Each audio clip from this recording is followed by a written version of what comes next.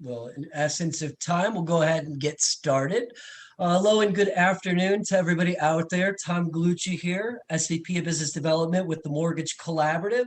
Now 3 Eastern and 12 p.m. for those joining us from the West Coast. Want to thank everybody for joining in for today's TMC Connect web broadcast entitled The DC Pendulum Shift and what a Democratic-led Capitol Hill means for both banks and IMBs. Before we get into today's discussion, I got a couple housekeeping items I want to go through. First, quick plug here. Amongst the collaborative working groups, we have a community first working group call coming up on Tuesday or Thursday. Today is Tuesday at 2 p.m. Eastern.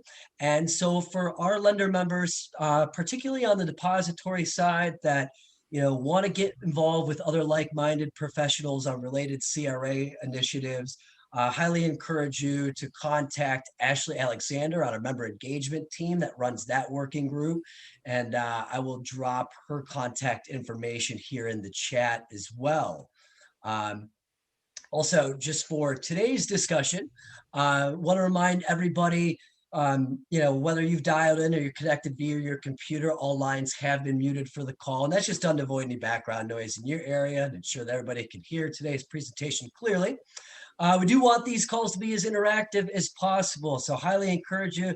Any questions that you have for our discussion leaders throughout today, you can feel free to submit those via the Zoom chat or Q&A functions and be able to verbalize those on your behalf towards the tail end of today's call. As a reminder, today's discussion is being recorded and will be available for playback. So for all of our attendees and registrants, you will get an access or instructions to access copy of the recording. And that'll be distributed in a follow-up tomorrow that you should receive. Give you links for TMC's video recording on our YouTube channel, as well as links to listen in on our podcast channel.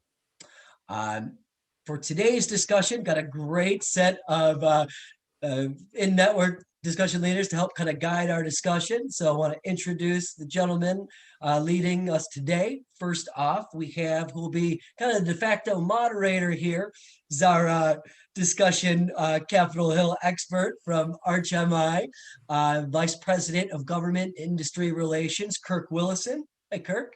Hello there, guys. Great to have you with us. Also leading today's discussion, we wanted to provide, both an IMB and depository perspective on these housing policy related issues. So pleasure to have with us CEO at Ross Mortgage, Tim Ross, as well as SVP of Residential Lending at Centier Bank, Brian Traylor. Hey, Tim. Hey, Brian. How you guys doing? Great. Thanks. Good. How are you? Good to be with you. Doing excellent. Appreciate you joining. Really appreciate all three of you for taking the time out to guide this discussion for the benefit of our members. And real quick, before I turn it over to Kirk to kick off the discussion, want to give our attendees a good resource too. Highly encourage you to check out. Kirk does a great job with a recurring blog series as well as podcasts through Arch, really on Capitol Hill related commentary, on housing finance policy and some of the political impacts out there that will directly affect the mortgage industry. So I will drop a link in the chat as well, but highly encourage our attendees as you have free time to take a look at that as well. So without further ado, let's go ahead and jump into today's discussion. I'm going to take a back seat here and let Kirk kind of take it away. But again, any questions that you have, definitely feel free to drop them in the chat. And if we've got the time, we'll look to address them. Kirk? Hey, Tom, thanks very much. And thanks to the Mortgage Collaborative for inviting Tim and Brian and myself to visit with you today. And we really do look forward to an interactive and hopefully an informative and maybe even somewhat entertaining conversation today. As I reflect on the current environment in housing, I can't help but to think, what an extraordinary time we're living in. We have record low interest rates, housing prices are climbing, there's expectations for a robust post-pandemic economy, and now there's heightened public focus on increasing home ownership opportunities, particularly for those people who are in the low and moderate income households. So I think it's a great opportunity for us to chat, and it's going to be a very fascinating few years ahead of us from a public policy perspective in housing finance. The three of us have been asked to weigh in on what life will be like in a Biden administration and a Democratic Congress. But before I go in that direction, I thought maybe we could at least touch base a little bit on what important actions the Trump administration took as they were walking out the door. So for starters, it finalized the GSE capital standards, issued a rule in mid-November, and now together Fannie and Freddie will be expected to hold $283 billion in capital to meet their requirements. This was risk-based capital. And they have right now about, between them, about $45 billion in capital. So you can see they have a long ways to go before they really are meeting the minimum capital standards that have now been issued by the FHFA. Now, most of that capital is going to be needed to be raised through common equity. And that's just a more expensive way of having to raise capital because the investors demand a return that would make them want to invest in Fannie or Freddie versus going to Apple or Goldman Sachs or all the other possibilities out there. And at today's interest rates, our own RHMI economists predict that it could actually increase the interest rates by about 10% or 30 basis points and going forward just to meet these higher capital standards. So there is going to have an impact, and we can certainly kick these kind of things around. It's going to have an impact on the rates that our companies are paying, that the borrowers are going to be paid.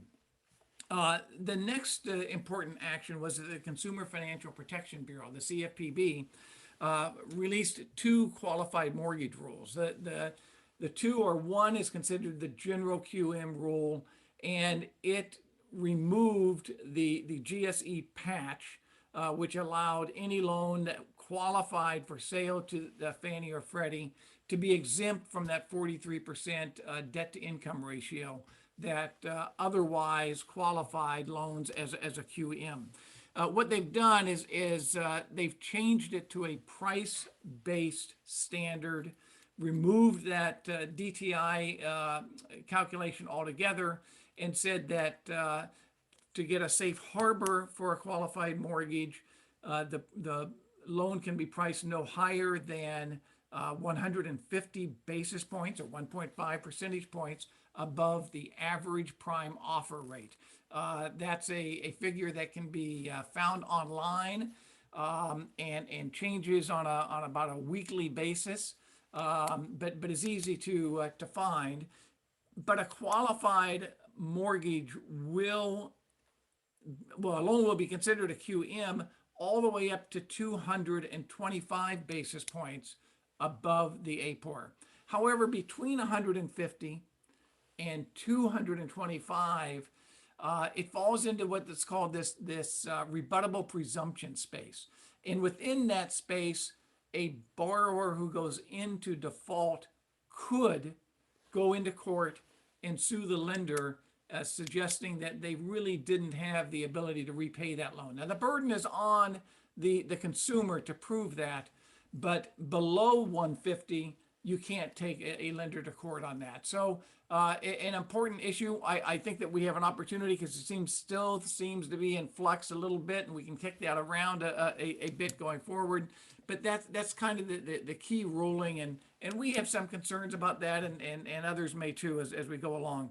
Finally, the third step the administration took before leaving office, the FHFA and Treasury agreed to amend the preferred stock purchase agreement that is struck between FHFA and the GSEs.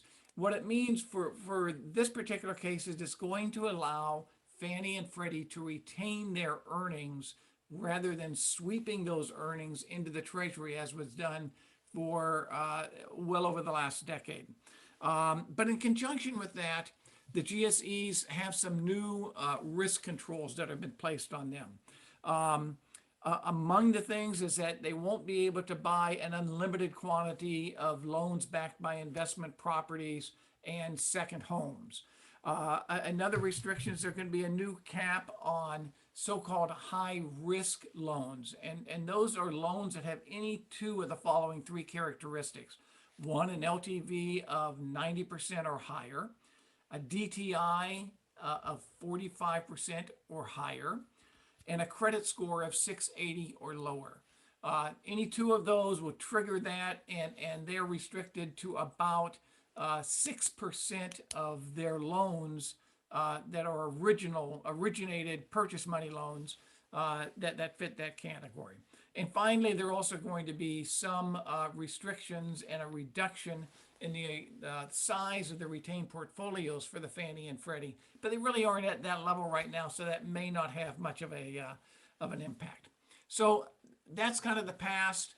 Now let's move to the present and the future. Got a lot of topics to discuss today. I thought we could start by opening up a kind of a round robin discussion here on the issue that seems to be taking Washington and the country by storm, and that's racial equity. The home ownership rate between whites and blacks, the gap is as high as 30 percentage points. The black home ownership rate at this stage is equal to what it was in about 1968. After going up just before the housing crash, it has dropped precipitously, and there's this huge gap. So, Tim, let me start with you. What do you think the administration and Congress should do to improve black home ownership? Well, thanks, Kurt. I guess I'd start with just some of the things that I think most everybody is probably aware of, but just to reiterate on this point, that how important it is to the new Biden administration. So that if you look at his American Rescue Plan, it's got four major components that include, of course, trying to deal with the COVID epidemic and addressing economic issues in those areas or in parts of the economy that have been most hard hit by COVID, climate, of course, and then finally this issue of racial equity. It is at the top of their docket. I don't know if I did those in the right order or not, but certainly it is on their agenda as one of the most important things that this new agenda is going to address. I think that for all of us who are in the business of lending, it puts additional focus or requires additional focus on our fair lending policies. They'll use the CFPB, who has identified fair lending as something that is absolutely at the top of their list, and that in their words, or as I've read, that they're going to be dealing with fair lending issues more from an enforcement rather than a supervisory action. So I think that we're all advised to ensure that that we're paying close attention, that when in fact we're making loans that may be made at less than par for one group or another, that we're carefully documenting our files as to maybe the competitive reason that we were encouraged to make the loan for less than what might have been the par price. So that's certainly one of the ways in which I think the new administration is going to be impacting all of us and what it is that we're doing in terms of the concept of racial equity. As far as how it is that we embrace it, it's an interesting question, because as an independent mortgage banker for my entire career, the concept of racial equity has not been an issue for us, on the basis that we lend in all markets as a conforming mortgage lender, verifying income and assets and credit, and making loans to those from whom we expect timely repayment, regardless of where the property is or what economic or socioeconomic or group that the person applying might be a member of. So as far as how it impacts us going forward, it would appear that there's going to be a fair amount of interest and investment in these areas. And to the extent possible that we can be prepared in advance to embrace maybe new business opportunities that come to us as a result, is something that I I would definitely be focused on and encouraged to embrace. Brian, from your vantage point with a bank, you've certainly had responsibilities with CRA. Is this issue just second nature to you, or are you looking at this now as a situation where it's still a whole new world? No, this is. I think it's going to be more of what we've lived with for the last several years in regards to being judged based on our CRA lending. I think a lot of the pieces are in place to really bring those the numbers up as far as minority home ownership. I think I think one thing that the administration could do that they've learned a lot from with the past year of the pandemic is getting the word out. If you've noticed during this pandemic, you see all these advertisements and hear all this information on the radio about common sense, wear a mask, social distance, this and that. I think there's a big gap that the government could fill in education via these advertising campaigns that they've gotten accustomed to. Just switch it to home ownership, because there's a lot of misinformation out there in some of the low to moderate income communities about what down payment requirements are, what credit requirements are. And I think if there was a little bit of public outreach on a national scale, that we could share some of the more accurate information to get people that don't think they could qualify, don't think they have a chance to get a new home, get them to pick up the phone and call one of us. I think we can get those numbers back into some parity. Well, not to perhaps play maybe to play a little devil's advocate. Do you think that's the role of government, or is it something that, as an industry, we ought to all be working together on? Well, I think as an industry, the largely the depository banks, I know we are because we are so heavily scrutinized on CRA. However, if you look at the government requirements, if you're going to put these large CRA requirements on the banks, I think you also need to step up and help. If this is your mission to get minority home ownership rates up, you got to step up and also put a little money into the equation as well. Tim, from an IMB perspective, and as you kind of pointed out, you've really not had to have CRA requirements.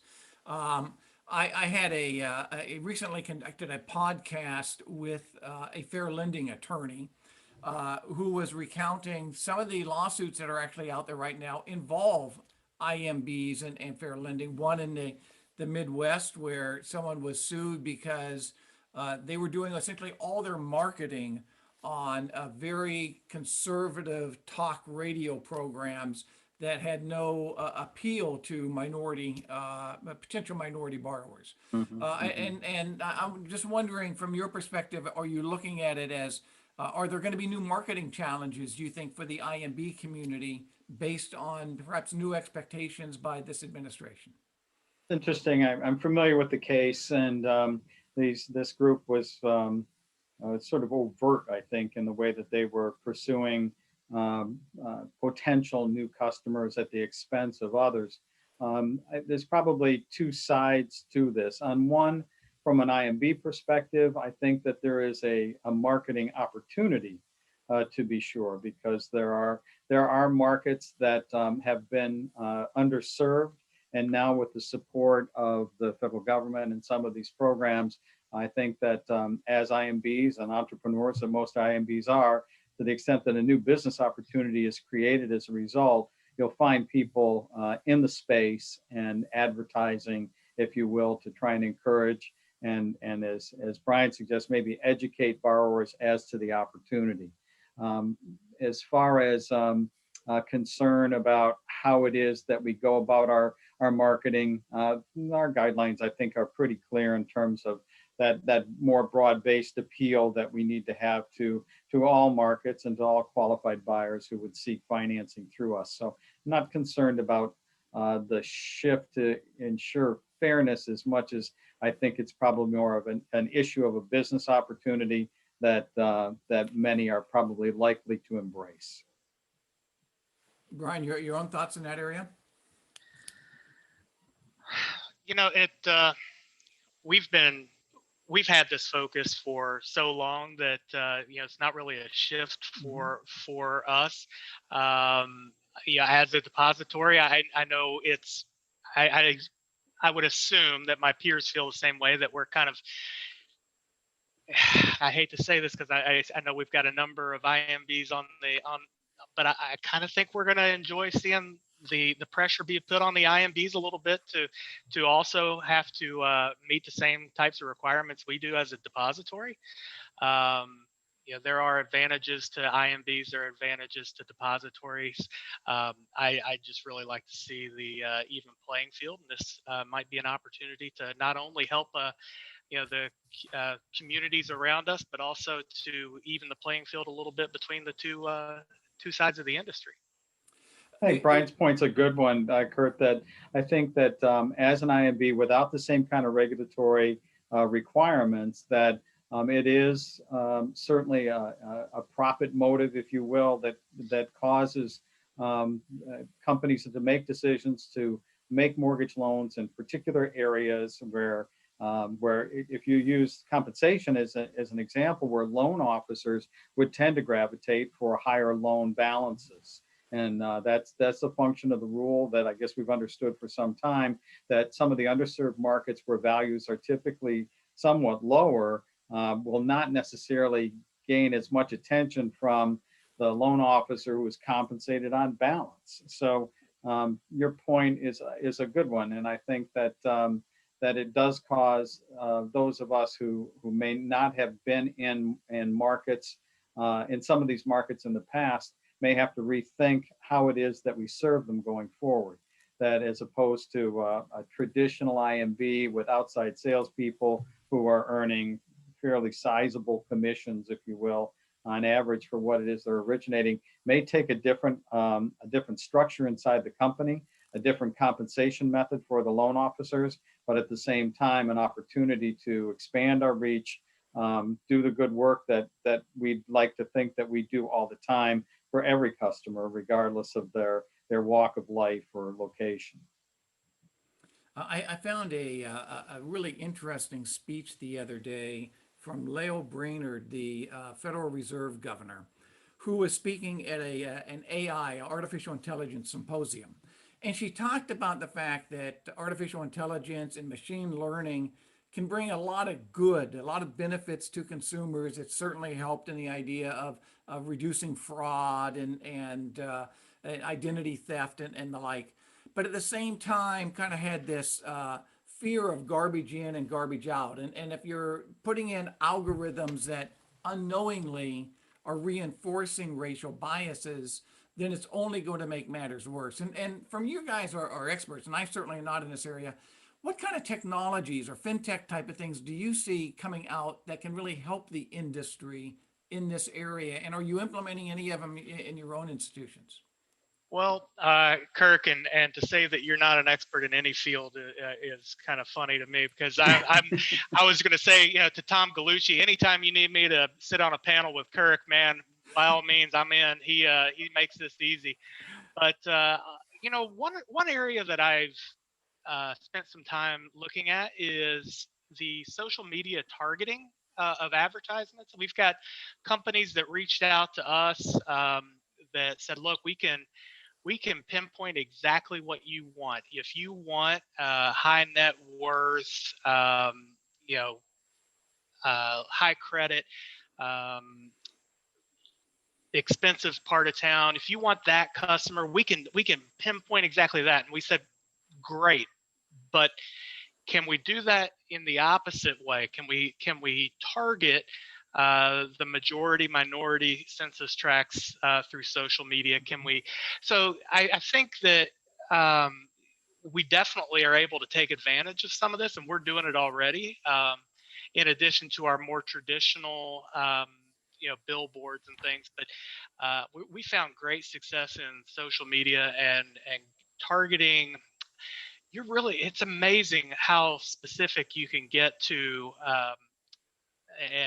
for geofencing into a specific area of a community, that you can find ways to be more visible to the majority minority census tracts. The technology is amazing on the marketing side. It's just a matter of making sure that we are very intentionally using it for the right reasons and going the right way with it, because the way it was, this product was positioned to us was not the way that we actually wanted to implement it. But you look at an outside business person, this media company is thinking, well, you want bigger loans, Right. and we're thinking, we're doing fine on that. We actually want to do more in the low to moderate income census tracts, and that's where we need your help. So we've used that, with great success.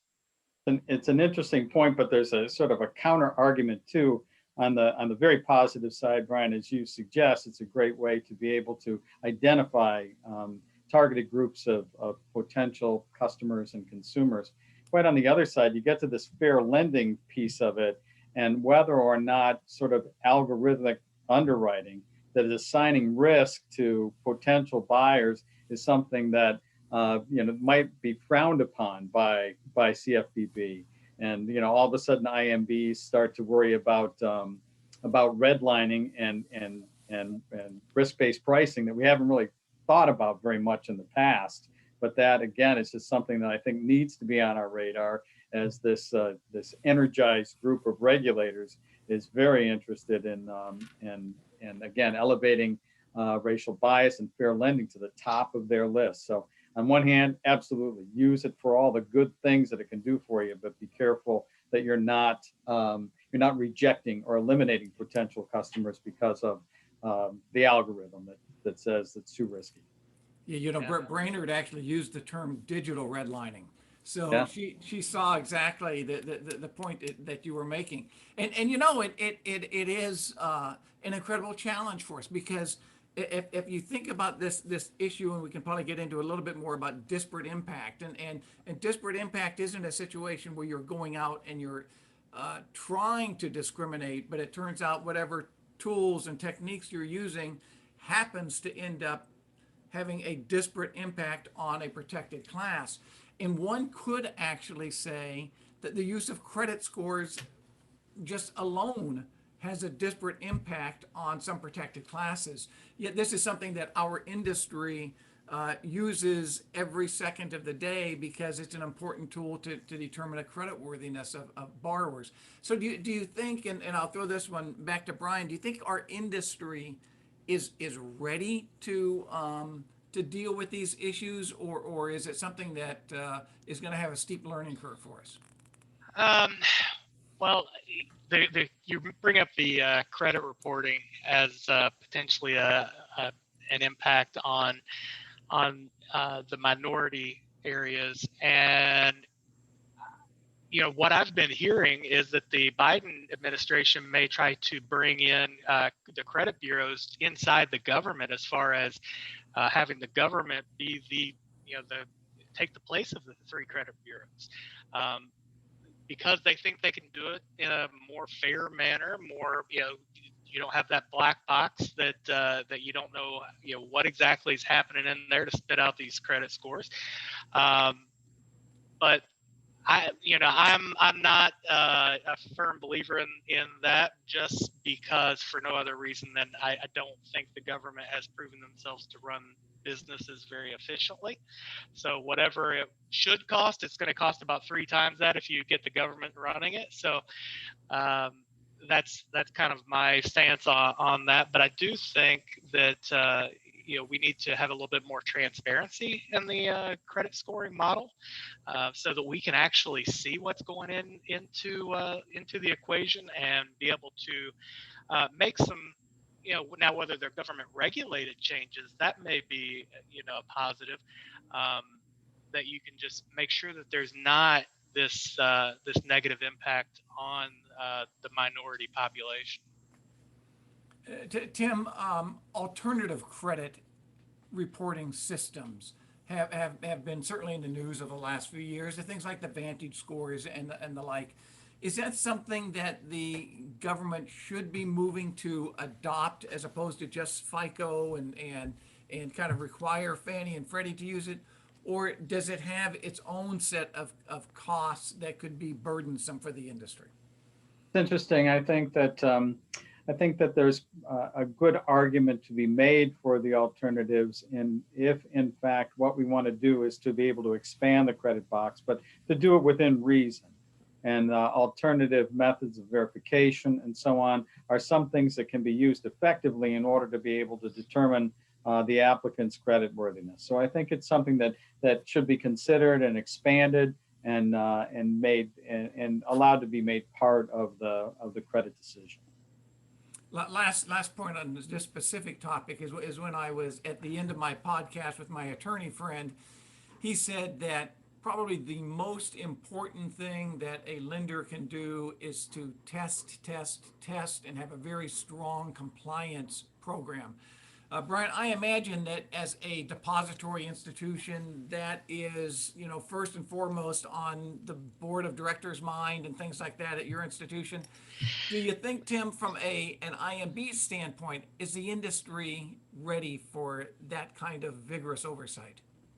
I think that one of the areas that, of course, we and most others have had to expand is that compliance area, and that are we prepared for it? I think that we have to become prepared for it. Again, the increased scrutiny that we will be under from a regulatory point of view on a going forward basis says that this is going to be one of the most important areas of our company and of our business, in order to ensure that not only do we do things right, but that we do the right thing. It's a critical component of who we are and how we operate, but we have to make sure that we're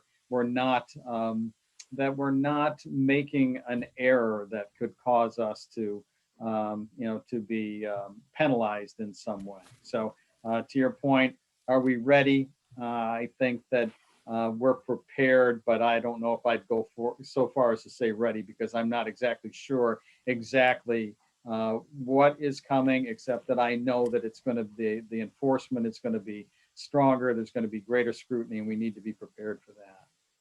Brian, how about you? We make the comment in our in the bank that we've gone from being a mortgage department with that focuses on compliance to being a compliance department that occasionally does mortgages. Yeah, so that seems to be, I pounded into everybody's mind that, look, we're all in compliance. You know, some of us are in sales, some of us are processing, some of us are underwriting, but we're all in compliance. So that, it's the primary focus of what we do is to make sure that whatever we're getting out the door at the end of the day is 100% compliant. I have a feeling if we were to make a modern day movie, that The Graduate, the word instead of plastic would be compliance. Compliance. Let's before we move on to maybe what's going to happen in Congress, let's do a kind of a round robin of some of the agencies that we're looking at. We're going to have soon a new Secretary of Housing and Urban Development, Marcia Fudge. Any thoughts on her nomination, or what we can expect out of a Marcia Fudge administration? Know who's closer, a Michigan-based guy or an Indiana-based guy, to talk about an Ohio-based Secretary of Housing. I don't know, Kurt, that I have too strong an opinion about her. I've heard and read some things that would suggest that she definitely will be, I guess, carrying this torch of the Biden administration's desire for racial equity as far as the department is concerned. So much beyond that, I don't know. But I think she'll be a good foot soldier for Joe Biden. That's 100% agree. I think it's all going to be, the big push for fair lending and more advanced techniques of trying to push the fair lending and the disparity in racial home ownership. So I think, much to Tim's point, she's going to be a great foot soldier, but it's going to be her. She's just going to be following the direction at this point. What do you think? Do you think there's going to be a reduction in the FHA insurance premium? And if there, well, should there be? So how do you do this and not reveal your political opinion on it? Um, Certainly, as Hey, an I come from a independent, mortgage insurer, so I'm just right, asking the question. So right, you you may know have to how I mute, feel. right, you may have to mute yourself, Kurt. Yeah. Um, as an independent mortgage banker, there is no question amongst the IMBs that are part of this group that the FHA mortgage in specific here is one that does have higher servicing values and does at the end of the day provide us with greater revenue on a per unit basis. So in the event that it is the right product for the consumer, we are happy to be able to do FHA lending. The higher that MIP, the less often it is appropriate, and it is more appropriate to write a conventional mortgage with PMI. So, Kurt, you can unmute yourself now because I said that we can insure these loans.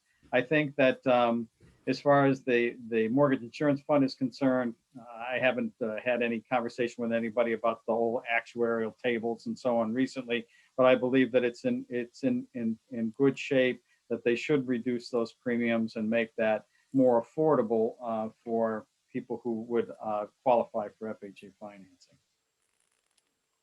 Brian, thoughts to that? That was you're much better than I am, Tim, at walking that political line. I appreciate that. I don't think as we're sitting here talking, I don't think we're going to see that premium come down. I'd like to. I just I'm not sure that that's going to happen. But Does your bank we'll do FHA lending? Oh, we do. Yeah, absolutely. And we've done less over the last few years as a result of the higher MIP, and but it's still a product that we have to have and we desperately need for the right customer. But I don't see that premium coming down anytime soon. That's interesting. I mean, I'll be honest. From an NI perspective, we do expect within the first few months that we'll see probably a quarter, 25 basis point reduction. I hope you're right. But we also would suggest, and in her testimony to Congress, the Secretary Designate did say she would talk to both sides of Congress about it. The previous administration was reluctant to reduce it, even though the capital ratio right now is 3 times the legal requirement, because they're concerned about the number of loans that are still in forbearance, and they don't know whether they will really ever get back into being performing. So I think that we would encourage the Secretary to probably just make sure that that 6% capital standard right now is real. I think as Tim was pointing out, and to go slowly to make sure that that it's going to be in really strong financial shape going forward. So we talked a little bit about the CFPB, and I had mentioned the QM rule that came out toward the end of last year, but then we got thrown a bit of a curveball just this past week when the acting director for the CFPB, who's there until Rohit Chopra actually is confirmed, and we expect that to happen now that there is a Democratic majority in the Senate, said that they want to maybe reconsider the possibility of going back to start on what the QM. But so we have that as kind of a surprise. But what else are you guys expecting to see this coming year out of the CFPB? What concerns you? What might keep you up at night? Beyond increased enforcement and focus on certainly focus on fair housing or fair lending is going to be the thing that they probably are going to be most interested in.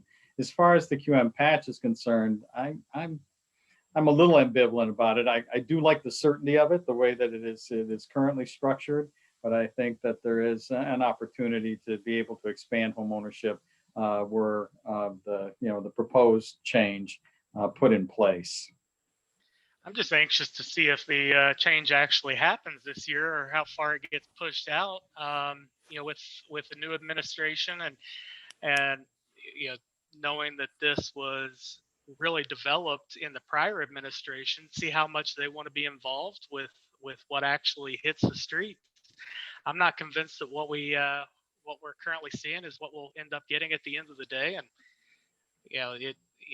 if anything, we've learned that anytime a government regulation comes out, it never meets that first deadline for when it's going to roll. It's just how far down the road are they going to kick the can?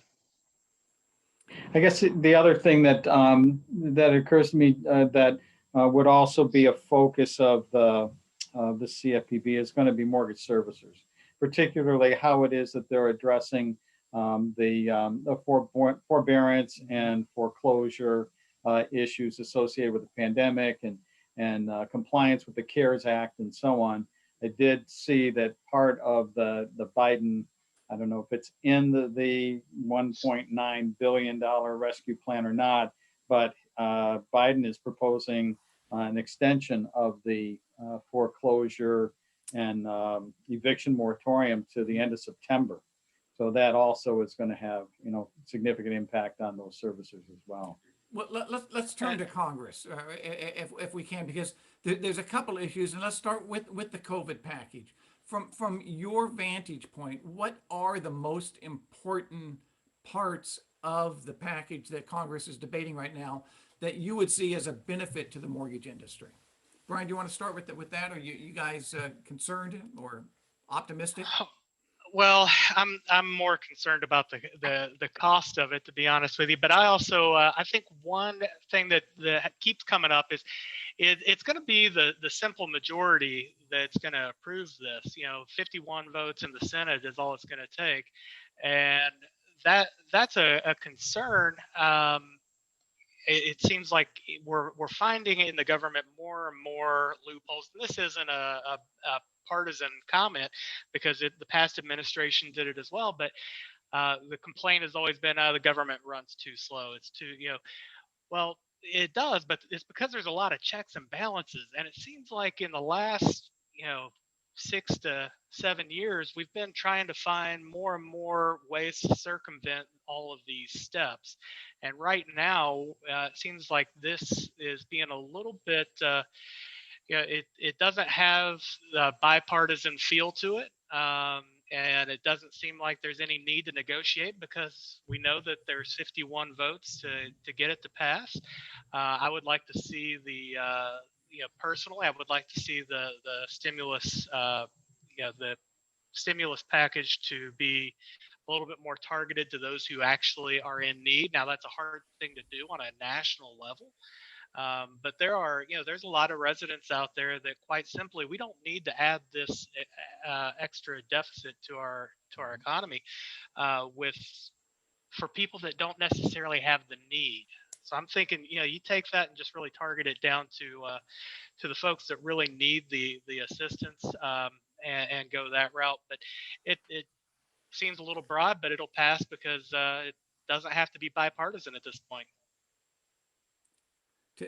Tim, Yeah. Is there a thinking, at least at your institution, that we need to continue a stimulus and we need to have this extension of the forbearance period? I'm in agreement with that. I think the extension makes sense. But to Brian's point, I too am concerned about, what I understand on an anecdotal basis, which is that there are a number of people receiving this assistance that has caused them to maybe not seek employment because they're earning more as a result of the sort of the largesse of the government, and that it should in fact be more targeted. The concept now of the simple majority and the vice president being able to cast that deciding vote is likely to see this thing pass. But as other voices are heard about trying to make it more targeted, trying to eliminate certain things from it that don't really have a lot to do with housing, like minimum wage, as an example, which I know is part of the package as well. is to say that I'm maybe a little concerned about some of the things that come with it as it just rolls through the Senate for final passage. But as far as continuing to support people who need the support and extending this out to September, I would endorse those things, of course. Congress also seems to be planning to consider a couple other issues that are important to Biden. One is a $15,000 tax credit that would help low and moderate income people make a down payment. The other is a reduction or elimination of student debt. Um, Brian, let me throw it first to you. Do you think either of those have a chance of passing? And then Tim, I'd like you just to address maybe on the tax credit side, is that an appropriate solution to affordable home ownership? So So on the tax credit, I think that $15,000 tax credit will get approved. I think it'll come to fruition. What it looks like, I'm not entirely sure. Hopefully, there are some limitations put on it to really hit those that need it most, the low to moderate income census tracts and low to moderate income individuals. Um, so I think that will come to pass. The student loan forgiveness, that seems to be a really hot topic. That'll be tough. It, it, and with, do you like Tim find, said, real quick, do you find many applicants coming into your shop who are uh, prohibited essentially from getting a loan because of their debt? yes, yes, from student loans, absolutely.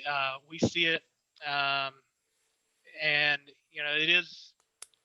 It, it's unfortunate that would be the case, but it's also, and this is where you get in, like Tim said, how do you not show your political hand? But you know, I think it would be really hard to forgive these student loan debts um, overall, because quite frankly, people obligated themselves to these debts, and what kind of precedent are you setting if you're not expecting them to repay it at this point? I would tend to agree with that. I think to undo those impacts contract law. It's a slippery slope, and while maybe there are ways that you can further modify or ease some of that pain, forgiveness is just not something that I think makes any sense at all. And I agree. It's probably likely that this $15,000 tax credit is likely to pass, and I think that it could be helpful to us. I'm just worried about paying for all of the debt at the end of the day, because you can't spend $1.9 trillion and not have to pay it back. Tom, I'm going to throw it back to you since we probably want to get some questions from the audience. We probably could go on for another 45 minutes, but we have time constraints. So, Tom, if you have any questions that you want to share that we can answer, go for it. Yeah, I mean, honestly, I've been driving through the chat throughout, and I think everybody like me has been just intently listening in on the discussion. And I know you guys have kind of refrained to it in your comments, but Brian and Tim in particular, if this mortgage thing doesn't work out, there could be a future for you on the political side, the way you guys handle your Well, responses. hey, you know what? There's my little secret. I am an elected politician. I hold a position locally on the town council in the town I live in. So my my secret's out. I'm already going down that political road. Good for you. State of Indiana, be warned. You saw There you Brian go. Trailer here first. That's I'll throw right. it. Hey, I'll throw, if nobody else has a question, I've got a question I'd like to direct to Kirk, if you don't mind. Sure, Sure. go for it. I've got one All right. So in the chat, but you go for it. all right. So I'm curious, Kirk, if you think that with the current direction of getting the GSEs better capitalized and to retain some of their earnings, do you think that'll continue with the new administration, or as I'm reading, do you think they'll redirect some of those profits into affordable housing type of initiatives? Well, I think they'll be continued to allow to grow, because I think even this administration to recognize that eventually it would be good to get them out of conservatorship. But I do think that there will be less of an emphasis on quickly exiting conservatorship and more on just seeing what kind of new programs the GSEs can create to boost affordable homeownership and really tackle communities that have been too long disenfranchised. So I think there will be a lot of effort in that regard, maybe some new products that will be created, maybe a willingness to say, we're not worried about how quickly you make your profits. We want you to focus instead on expanding the opportunities for homeownership. Frankly, we wouldn't mind. We have a specialized interest, particularly in the practice that the GSEs have had to transfer a lot of their credit risk away from taxpayers, and this current FHFA administration really had a significant impact on reducing the value of the GSEs, moving a lot of the taxpayer risk off the backs of the taxpayers and into private investors. And we would think that perhaps if a new FHFA director were to be appointed sometime during the Biden term, that the whole capital rule might get a different look. So yeah, I think we're going to slow down. I think there will be more of an emphasis on it, but I don't think they'll necessarily divert any profits. But they may not be asked to make as many as quickly.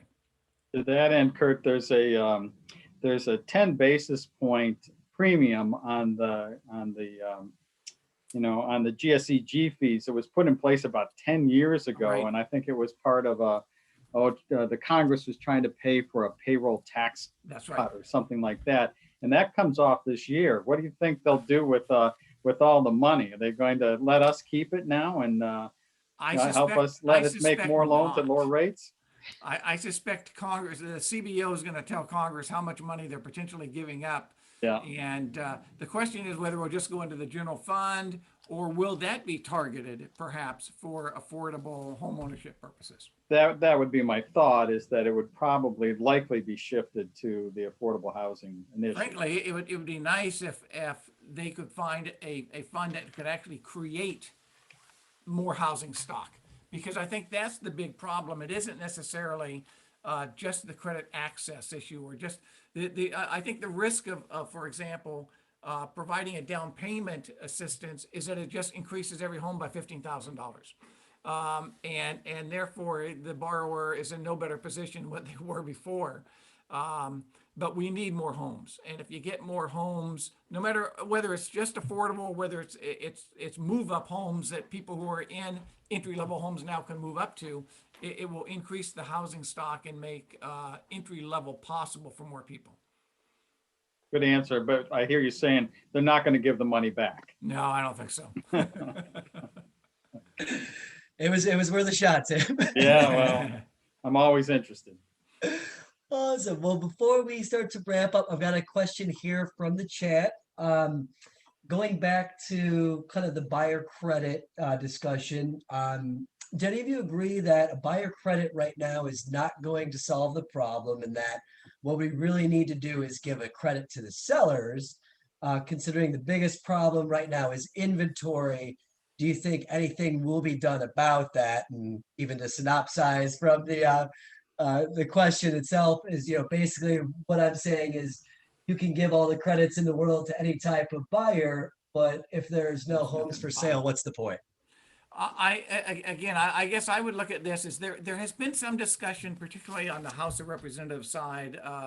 Chairwoman Maxine Waters has talked about housing as infrastructure, and under her vision, the government's infrastructure program, which we probably will see under Biden, we never did see under Trump, would create housing. Now, she primarily has focused that on really for very low income and low income for rental.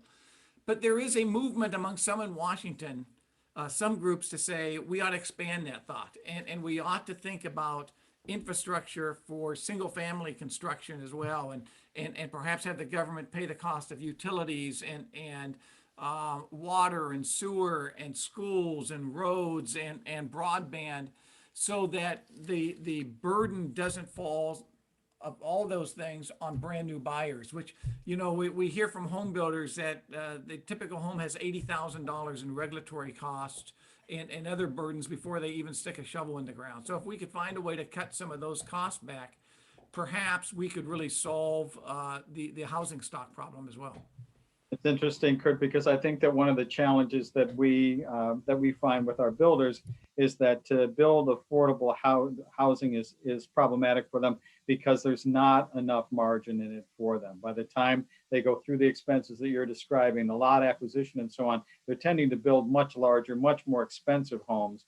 They're not in the affordable or starter range. So that this is an interesting concept that if you can reduce that cost for them, then you may be able to begin to replace some of that more affordable new housing stock. It's interesting. Might be a good time to get into manufactured housing, huh? Exactly. I think we make something. those loans. Yeah, factory built. Yep. Right. Yep. Right. So, Well, excellent, gentlemen. Well, Kirk, Tim, Brian, just want to thank each of the three of you. I've thoroughly enjoyed this discussion. We could probably carry on for another hour or two here, but want to be mindful of All everybody's right, let's day. go. You don't have a mortgage operation to run or anything like that. So I'll throw out another comment for Kurt though before we sign off, and that I'm confident, Kurt, that this is something that you do on a fairly regular basis. But for everybody that's on the call, one of the things that makes a difference is going to Washington, and that if you will visit with these people and get inside the Beltway, where I often think they don't have much exposure outside the Beltway, but you bring with you real life experience, talking to customers, running your businesses, and doing what you do every day. It is embraced by those representatives and their staff who you'll often speak to, but it does make a difference.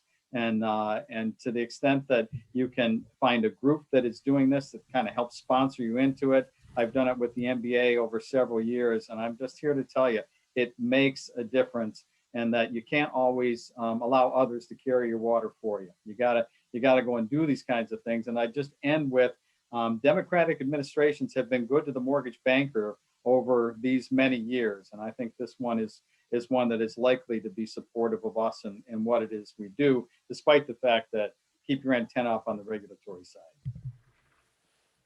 great point. And I endorse completely. Unfortunately, don't try to come before the pandemic is over. None of us are getting into the Capitol these days. But honestly, don't give up the idea that if you want to communicate, you can do so at your district level. And try to build a relationship with the district director for your member of Congress or your U.S. senator. You actually have some advantages there because there isn't as many people competing for their time as there is in Washington, D.C. So, Tom, this has been great. Thank you. I'd go on the road with these guys any day. I'd set it up anytime. I've enjoyed it too, and really appreciate the closing remarks and leveraging, your federal and local representatives in looking to push, housing policy advocacy. I couldn't agree more. I think if it's a proactive effort across the board, these folks can't ignore, the impactful voices out there in looking to craft policy that, really helps expand home ownership, what we're all looking for. So appreciate you guys and just the feedback as well. So thank you all for taking this time out. Appreciate everybody attending. And last plug too, definitely check out Kirk's insights on Arch's policy casts, as well as his capital commentary through their blog insights. It's really insightful information. And thank you all again for joining us today. Guys. Kurt, Thank you. Brian, thanks.